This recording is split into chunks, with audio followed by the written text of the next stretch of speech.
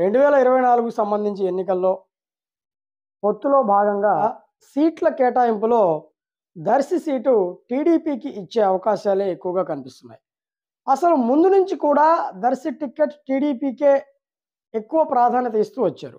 కాకపోతే మధ్యలో కొన్ని పుకార్లు చక్కర్లు కొట్టడం వల్ల టీడీపీ టికెట్ లేదు అనేది మొన్నటిదాకా వినిపించింది. కానీ ప్రస్తుత పరిస్థితుల్లో దర్శి నియోజకవర్గంలో టికెట్ టీడీపీకే ఇచ్చే అవకాశాలు మెండుగా ఉన్నాయి. అలాగే అభ్యర్థి విషయంలో కూడా స్పష్టత లేకపోయినప్పటికీ కొంచెం విశ్లేషణ చేస్తే ప్రస్తుత పరిస్థితి కనిపిస్తుంది.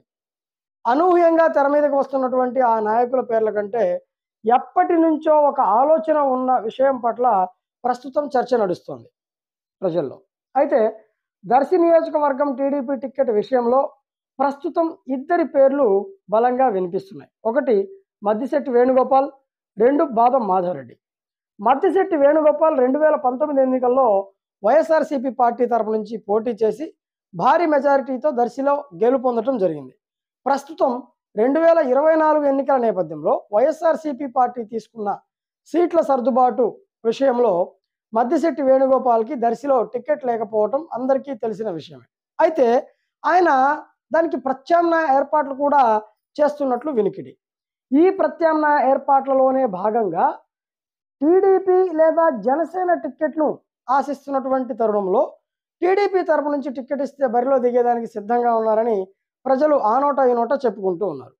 అలాగే టీడీపీ టిక్కెట్ని ఎప్పటి నుంచో ఆశిస్తున్నటువంటి మరొక సుపరిచిత నేత బాదం మాధవరెడ్డి. ఈయన ఎప్పటి నుంచో దర్శి టీడీపీ టికెట్ ఆశిస్తున్నట్లు వార్తలు వినిపిస్తున్నాయి. కానీ ఇప్పటి వరకు ఎక్కడా కూడా ప్రత్యక్షంగా అయితేనేమి పరోక్షంగా అయితేనేమి ఆయన చెప్పింది లేదు. కానీ టీడీపీ అధిష్టానం టికెట్ ఇస్తే ఖచ్చితంగా దర్శి బరిలో నిలవడానికి బాదం సిద్ధంగా ఉన్నారని కొంతమంది బాదం వర్గీయుల వాదన.